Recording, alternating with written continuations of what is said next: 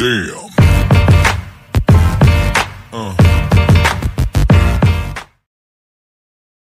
আমরা এখন একটু আসি একটা ম্যাথে। এই ম্যাথটা একটু আলাদা টাইপের।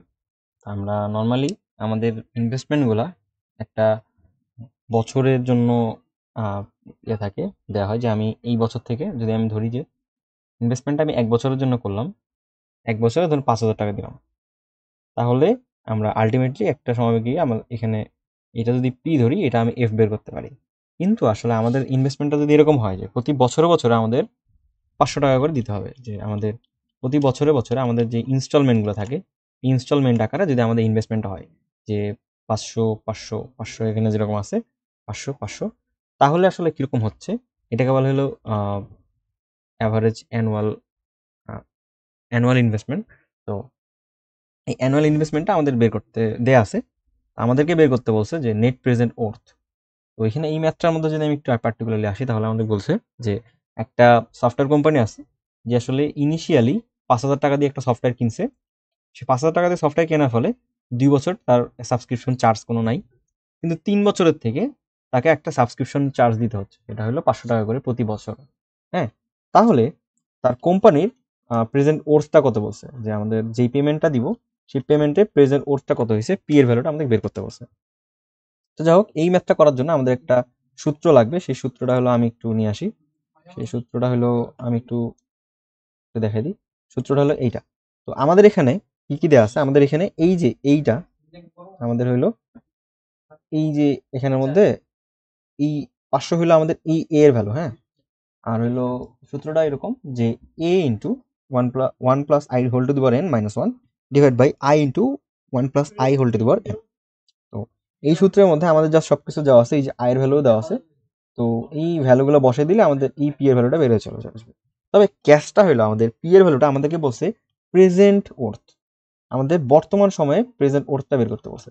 তো প্রেজেন্ট ওর্থটা বের করার জন্য আমাদের যেটা করতে হয়, প্রেজেন্ট ওর্থ পয়েন্টটা আসলে কোনটা, প্রেজেন্ট ওর্থ পয়েন্টটা আসলে এইটা, এটাকে বলা হয় প্রেজেন্ট ওর্থ। বর্তমান সময়ে সেই তার ইয়েটা কত আর কি, কোম্পানির যেই সম্পদটা কত সেটা আমাদের বের করতে বলছে। তো আমরা যেটা করব সেটা হলো,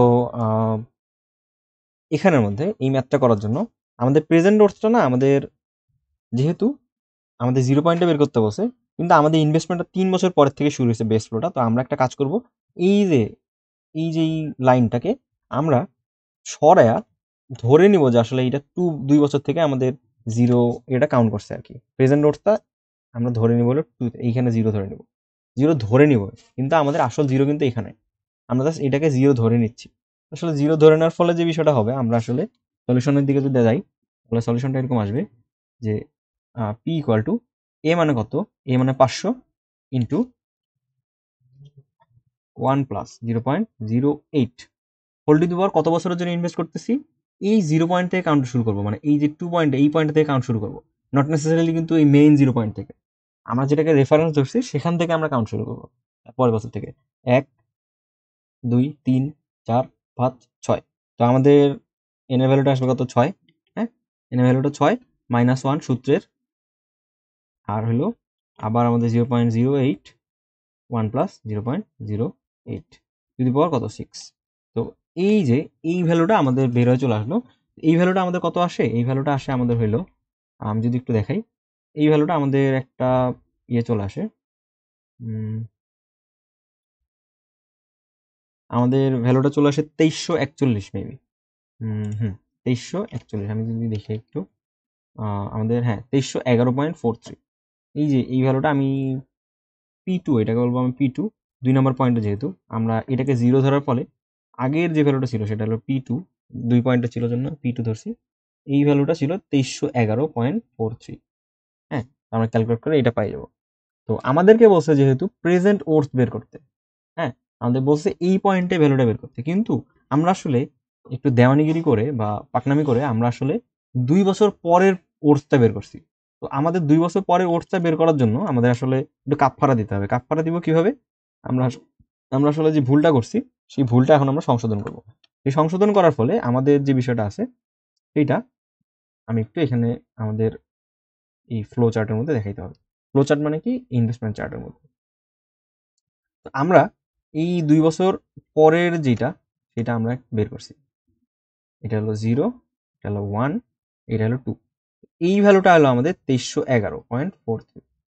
আমাদেরকে বলছে এখানে যে ইনিশিয়াল পি এর ভ্যালুটা বের করতে বলছে। তো এইটা কিন্তু আমাদের এফ এর মধ্যে কাজ করতেছে। দেখি যদি আমরা একটু প্রিভিয়াস ম্যাথটা যদি দেখি, তাহলে আসলে আমরা একটা ম্যাথ আছে যে এখানে আমি ইনভেস্ট করতেছি এই 0 বছরে, 2 বছর পরে গিয়ে আমাদের একটা ইন্টারেস্ট রেট সহ আসতেছে, রেট সহ একটা টাকা আসতেছে, সেই অ্যামাউন্টটাকে আমরা এফ বলতেছি আর বর্তমান ইনভেস্টমেন্টটাকে পি বলতেছি। তো পি আর এফ এর একটা সম্পর্ক আছে, সেটা হলো P equal to F 1 plus I two the power minus N. ঠিক আছে? তো অথবা এটা অনেকে এরকমভাবে লেখে F is equal to P plus P into 1 plus I two the power n. তো নর্মালি আমাদের এই এফ এর ভ্যালুটা আমরা জানা আছে, এই এফ এর ভ্যালুটা জানা আছে বলতে এই যে কেবলই বের করলাম আর কি, যে 2311.43। তো আমি যদি একটু দেখাই 2311.43 1 প্লাস আই মানে কত 0.08, 0.08 মাইনাস কত বছরের জন্য ইনভেস্ট করছি এই পয়েন্ট থেকে 1 বছর 2 বছর, তাহলে -2। তাহলে আমাদের এই ভ্যালুটা কত চলে আসে, আমি একটু উপরে ক্যালকুলেট করে আসি। এই উপরে ভ্যালুটা আমাদের আসে 1981, 1981 পয়েন্ট সামথিং 68। হ্যাঁ, তো এই 68। তো এই ছিল আমাদের ইনভেস্টমেন্ট। তাহলে আমাদের এই কোম্পানির প্রেজেন্ট ওর্থটা কত, সেটা হলো $1981.68। তার মানে আমি যদি আমাদেরকে যেটা বের করতে বলছে যে হলো 8% ইন্টারেস্ট রেটে সে যদি প্রথম বছরে 5,000 টাকা দিয়ে একটা সফটওয়্যার কিনে, তার 3 বছর পরের থেকে 500 টাকা করে তার হলো একটা ইনস্টলমেন্ট দেওয়া হয়, তাহলে তার কোম্পানির প্রেজেন্ট ওর্থ আসে হলো 1981 টাকা। তো এই ছিল আমাদের এই ম্যাথটা। এই ম্যাথটা খুবই সহজ একটা ম্যাথ, জাস্ট খালি বেস ফ্লো একটু আলাদা টাইপের জন্যই আমাদের কাছে এরকম মনে হয়েছে। তো আশা করি বোঝাতে পারছি, ম্যাথটা খুবই সহজ, মানে একবার করলেই আশা করি পারা যাবে। তো ধন্যবাদ সকলকে ভিডিওটা দেখার জন্য।